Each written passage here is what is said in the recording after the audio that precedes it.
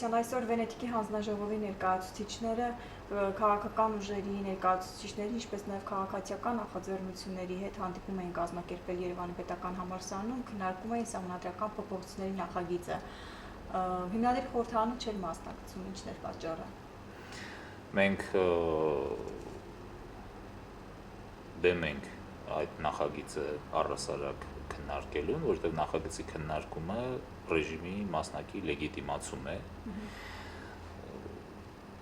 Նոր սահմանադրության անհրաժեշտության մասին, եթե մենք խոսում ենք, ապա դա պետք է արվի ռեժիմին հեռացնելուց հետո։ Հանցագործի ներկայացրած նախագծերը չեն քննարկում։ Ռեժիմը յուրացրել է մեր ժողովրդի իշխանությունը եւ հակասահմանադրական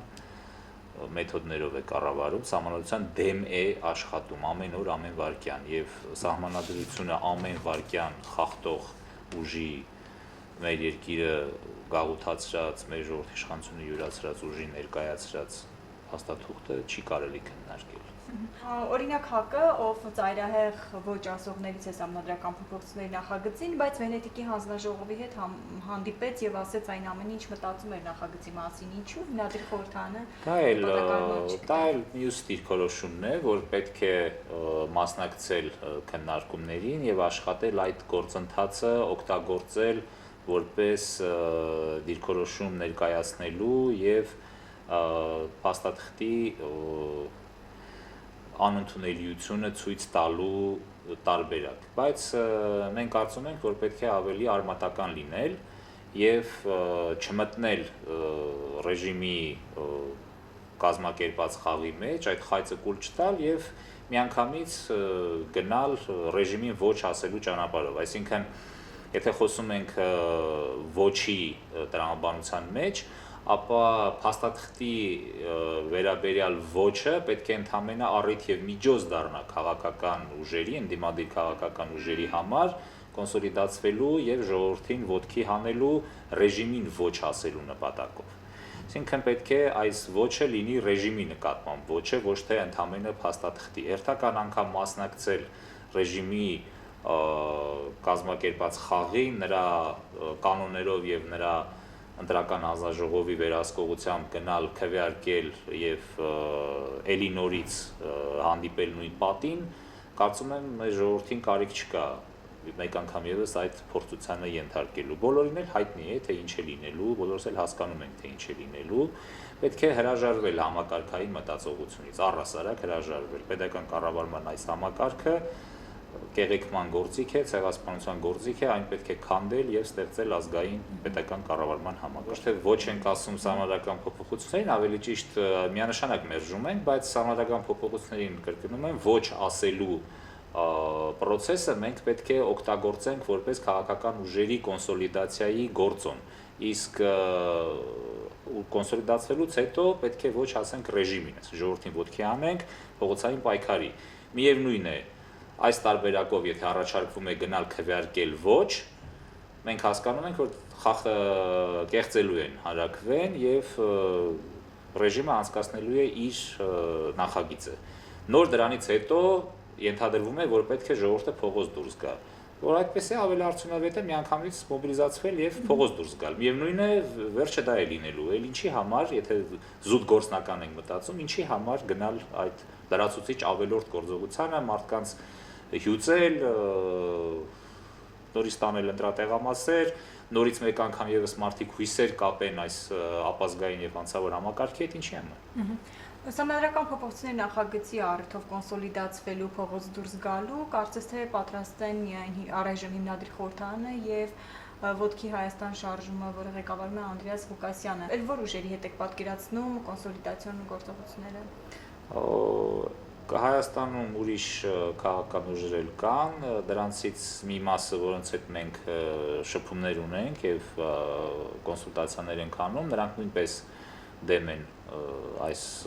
փոփոխություններին եւ առհասարակ ռեժիմին եւ ռեժիմի հեռացման ուղղությամբ աշխատելու կողմնակից են։ Մենք այս պահին չենք ուզում փոխադարձ պայմանավորվածությունից ելնելով չենք ուզում նշել այդ կազմակերպությունների անվանումները, բայց քաղաքական ճակատը, որի մասին մենք խոսում ենք, հենց նրանց հետ ենք փորձում ձևավորել, ինչի մասին նաև վերջին անգամ կրկնեցինք Ոտքի Հայաստանի կոչի հետ կապված մեր հայտարարության մեջ երեկվա, եւ երբ պահը գա եւ մենք կանք համաձայնության, այդ ժամանակ արդեն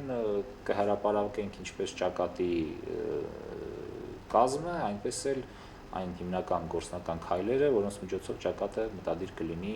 հասնել իր նպատակին։ Առանց խորհրդարանական ուժերի աջակցության հնարավոր է հասնել այդ նպատակին։ Խորհրդարանական ուժեր երևույթը երկու բաղադրիչ ունի, մեծ բաղադրիչը, որը կոլեկտիվ բանդան է ՀՀԿ-ի առանցքով, եւ փոքրը, որտեղ ընդդիմադիր ուժ կա։ Երբ խոսում ենք խորհրդարանական ուժերի մասին, մենք միանշանակ այդ փոքր բաղադրիչը նկատի ունենք, այսինքն այն ուժերը, որոնք ընդդիմադիր են եւ նաեւ անհատներ կան, որ ընդդիմադիր են, դրանց միայն նկատի ունենք։ Իսկ բանդային եւ նրա կերակրատաշտից օգտվող կուսակցություններին բնականաբար նկատի չունենք։ Խոսքը ոչ իշխանամետ կուսակցությունների մասին է, խորհրդարանական ուժերի, մյուս խորհրդարանական ուժերի հավանականություն կա իրենց հետ։ Այդ հորինված տերմինը ոչ իշխանական, որ ստեղծեցին իրենց գործունեությունը ծածկելու համար որոշ ուժեր, դա առհասարակ քաղաքագիտական տերմին չէ եւ անհասկանալի է։ Պետք է մերժել, որովհետեւ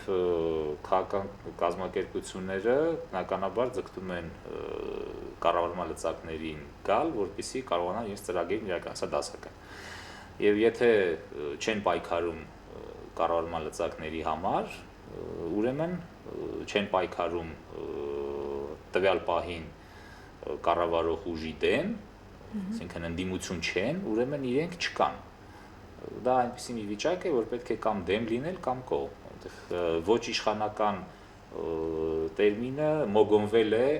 իրենց տեր Սերժ Սարգսյանին չնեղացնելու համար եւ ժողովրդի մեջ նաեւ ստեղծելու մի այնպիսի երրորդ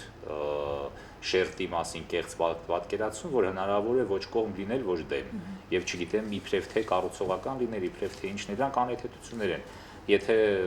տվյալ պահին կուսակցությունը չի մասնակցում պետության կառավարման, ուրեմն պետք է ընդդիմադիր լինի, ուրիշ տարբերակ չկա։ Երբ են մեկնարկելու, երբ եք պատրաստվում Մենք արդեն զբաղվում ենք դրանով։ Ճակատը պետք է ձևավորվի, որ հնարավոր լինի ճակատով փողոց դուրս գալ, դեռևս մենք այդ հանգրվանին չենք հասել։ Երբ որ ճակատը կձևավորվի, նոր այդ ժամանակ կարող ենք ասել, որ